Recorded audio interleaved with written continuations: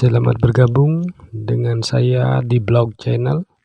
Di sini saya akan berbagi cerita sejarah dengan saudara dan sahabat-sahabat saya yang baik. Semoga saudara dan sahabat-sahabat saya temui dalam keadaan sehat dan mendapatkan kemurahan rezeki tentunya. Dan jangan lupa minum segelas air putih agar jiwa kita selalu tenang dalam mengikuti setiap konten cerita yang akan saya buat.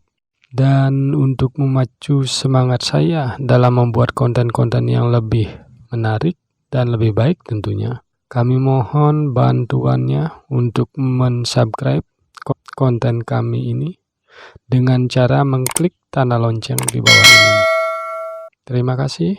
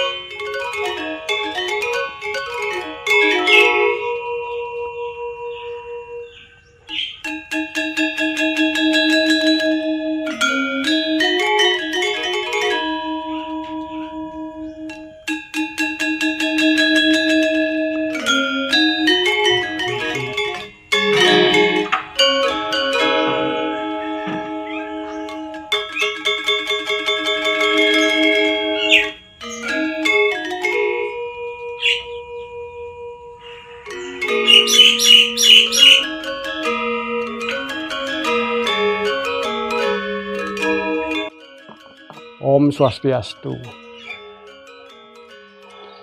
Pada kesempatan ini saya akan mencoba menceritakan cerita sejarah Perti Sentane Puri Kabo-Kabo yang ada di Jembrana.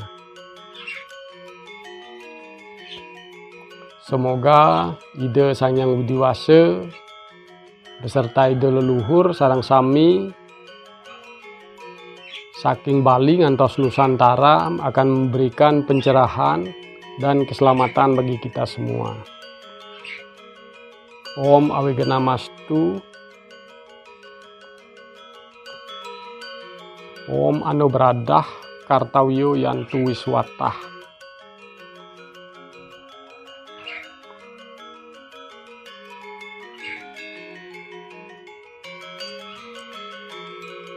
Saya akan membacakan lepitan prasasti yang ada di rumah kami yang menjadi tetamian dari dulu untuk diketahui oleh Perti Sentane yang ada di Jembrana. Surat pinugrahan ide I Gusti Ngurah Teges Sang Kumawasurat ring Kabo-Kabo. Awaste I Gusti Srijati I Gusti Sriman pada sareng kesah ke Jembrana. Ami tetes ring kejatian bangsanyane pitui jati sesoroh satria keladian. Punike mawak tunggil puruse muah sampun seken mesangkepan nyungsung pura keladiane iriki ring gumi Jembrana. Mangde age kasupekse ring dane ituan residen iriki ring Jembrana. Ami tetes ring kesujatianyane mebangse ide I Gusti Aryo blog. Semalih punike make cihna wiyakti tur ami tuyang medaging linging surat puniki. Awaste I Gusti Gunung saking Kabo-Kabo preside nyarengin margin surat puniki. Putus sinurat ring dina sanis care kliwon ware warige iti sasih sade, panglong ping siki, i ngurah tegas. Pada penutup lontar tertulis sanis cara kliwon, waru warige, sasih sade, panglong ping siki. Hal ini jika dikonversi ke penanggalan tahun Masehi akan menjadi tanggal 18 Juni tahun 1712 Masehi. Tahun 1712 ini kita akan bandingkan dengan sumber sejarah lain yang kiranya bisa mendukung. Yang pertama kita pakai sumber pembanding adalah sumber Puri Gede Jembrana yang ada di Jembrana, di mana diceritakan I Gusti Ngurah Ketut Keladian punggawa saking Kabo-Kabo ke Jembrana sekitar tahun 1700-an. Pada waktu itu Jembrana dikuasai oleh kerajaan Mengui. Yang kedua sebagai pembanding adalah sejarah Bali, di mana Jembrana juga disebutkan di sana dikuasai Mengui di tahun 1711 Masehi. Sehingga ada kesesuaian, yaitu sekitar tahun 1700-an. Kemudian yang ketiga sebagai pembanding adalah sangkakala yang terdapat pada kulkul Pajenengan Puri Kabo-Kabo, di mana pada kulkul Pajenengan tersebut terpahat simbol bulan, kemudian di bawahnya pahatan lebah atau walang atau serangga yang memiliki watak bilangan 6. Kalau tadi bulan itu sebagai lambang bilangan berwatak 1. Kemudian di bawahnya lagi ada angka 7 dengan menggunakan angka aksara Bali yang sudah jelas menunjukkan angka 7. Dan simbol yang paling bawah berupa windu atau 0 yang melambangkan bilangan. Sehingga apabila diurut dari atas ke bawah, tahun itu menunjukkan 1670 Saka. Karena Candra Sangkala menunjukkan tahun Saka. Jika 1670 Saka ini dikonversikan ke Masehi, akan menjadi tahun 1748 Masehi. Di mana tahun ini merupakan pendirian Puro Batur di Puri Kabo-Kabo, yang mana masa itu adalah masa pemerintahan Ide I Gusti Ngurah Tegas ring Puri Kabo-Kabo. Oleh karenanya, Ide I Gusti Ngurah Tegas adalah putra rejasan dalam sagening ring gel-gel yang dikup tahun 1665 oleh patihnya Ki Gusti Maruti. Maka di tahun 1748 Masehi beliau Sugro Pakulun Ide I Gusti Ngurah Tegas sedang berusia kurang lebih 80 tahun.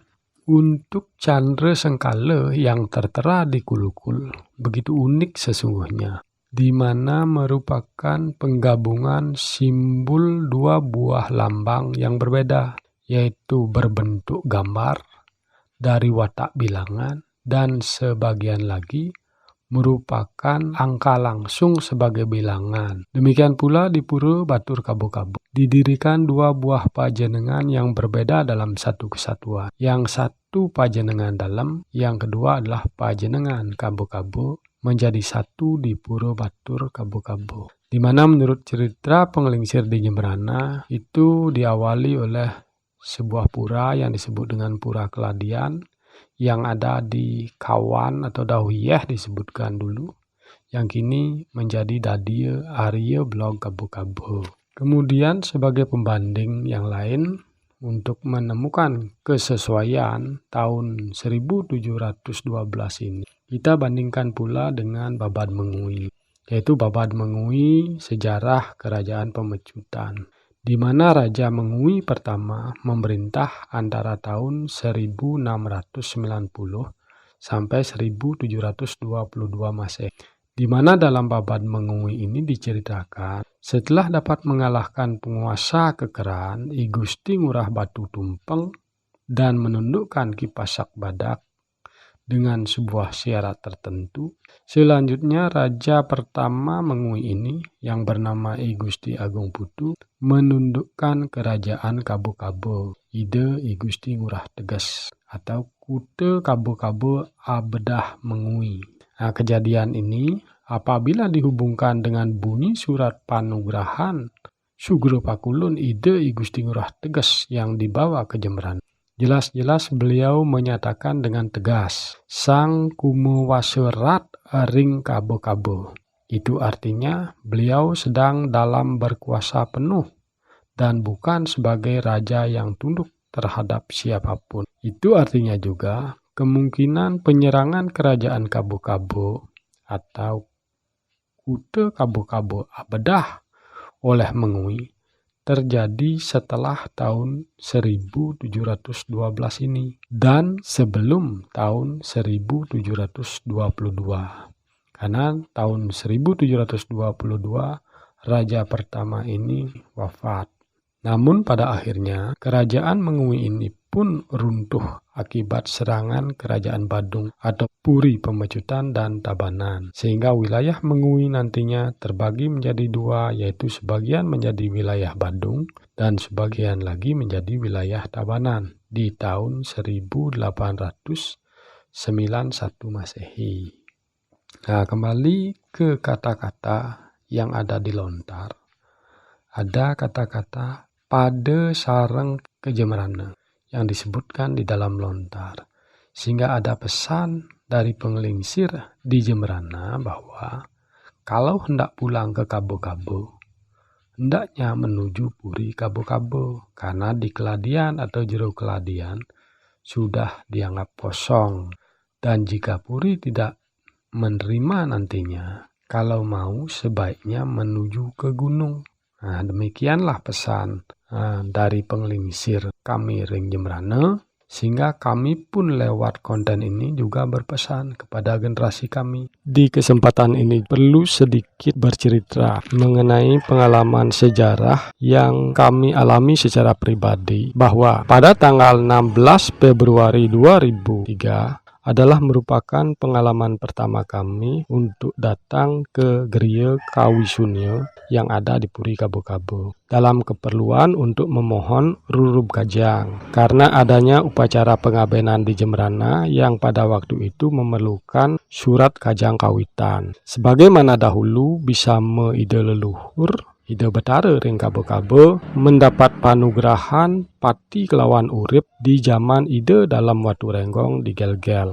Untuk memohon rurub kajang ini, pertama-tama kami menuju Puri Kabo-Kabo, tepatnya di Saren Kaler yang sekarang disebut sebagai Puri Kaleran Kabo-Kabo. Karena di Puri Kabo-Kabo sendiri terdiri dari beberapa wilayah atau wewidangan menurut tempat dan fungsinya, seperti ada yang disebut Saren Gede atau Puri Gede, Saren Pemayasan yang disebut dengan Puri Pemayasan, Saren Tandakan yang ada di Bencingah Puri yang disebut dengan Puri Tandakan, dan yang lainnya. Nah, dari Puri Kaleran inilah kami lalu diantar oleh penglingsir Puri Kabo-Kabo ring Kaleran ide Anak Agung Gede Ngurah menuju Geria Kawisunio yang berfungsi sebagai Bagawante Puri Kabo-Kabo guna memohon surat kajang kawitan. Nah, sesampai kami di Geria Kawisunio Kabo-Kabo, ada kata sangat menarik kami petik yang selalu kami ingat sampai sekarang ini adalah kata-kata yang diucapkan oleh ide Perande ring Geria Kawisunio Kabo-Kabo kepada kami. Kata-kata beliau sebagai berikut. Napi cening kebekelan mai, nyaratang rurub kajang kawitan Puri Kabo-Kabo. Kurang lebih artinya adalah apa yang kamu bawa ke sini begitu berharap dengan aksara kematian sebagai penutup jenazah milik Puri Kabo-Kabo. Nah, itu artinya. Lalu ide Anak Agung yang mengantar rombongan kami dari Puri menyuruh kami mengeluarkan salinan lontar yang kami bacakan di atas tadi, yang sudah kami persiapkan sebelumnya sebelum berangkat ke Puri Kabo-Kabo. Kemudian beliau, ide Perande, membaca salinan lontar itu di hadapan kami semua yang disaksikan pula oleh ide Perande istri dan putra ide Perande sendiri. Setelah selesai lontar itu dibacakan, kemudian Ide Pranda berkata lagi. Begini kata-kata beliau. Ratu Pranda kawi sunio kabo-kabo, tusing jengelah nyen sisir ring jemrane. Sakewale indik kajang, ratu pacang aturang, ring ide ratu dipuri kabo-kabo, mawinan Ratu Pranda wantah bagawante ring puri kabo-kabo. Ratu Pranda pacang nyurat kajang puniki, wusan punike raris ratu pacang ngaturang ke puri. Asap punike pengenikan Ide Pranda ring griya sunia kabo-kabo. Nah, kalau diartikan kurang lebih artinya sebagai berikut. Ratu Pranda di griya kawi sunia kabo-kabo tidak memiliki murid di Jembrana. Akan tetapi masalah kain penutup jenazah ini keang kemunyaan puri kabo-kabo akan Pranda serahkan ke puri setelah selesai menulisnya. Nanti dari puri kabo-kabo menyerahkan ke Jembrana, sebagaimana isi surat yang menjelaskan bahwa keturunan puri kabo-kabo dahulu ada yang ke Jembrana. Nah, beliau dalam bahasanya yang terakhir adalah nah gitu nyen cening pangnamang cening pejalan, yang artinya demikianlah alur perjalanan memohon kain penutup jenazah ini. Itulah pesan Ide kepada kami agar kami mengetahui alur jalannya memohon rurub kajang atau kain kafan yang bertulis aksara-aksara majis yang berfungsi sebagai penutup jenazah ketika jenazah akan diaben atau atmo dana kalau dibalik. Demikianlah sekelumit keberadaan kami perti sentane puri kabo-kabo ring Jembrana yang kami ceritakan dari pengalaman sejarah, juga menurut tutur dari penglingsir atau leluhur kami. Dan yang tidak bisa dikesampingkan adalah dasar lepitan prasasti yang salah satunya merupakan tetamian data-data sejarah ring Jembrana. Sesungguhnya data-data sejarah lainnya masih kami miliki dan tentunya masih kami simpan dengan baik. Terima kasih telah menyimak konten kami, dan kalau ada kata-kata yang kurang berkenan, kami mohon maaf yang sebesar-besarnya. Salam Rahayu.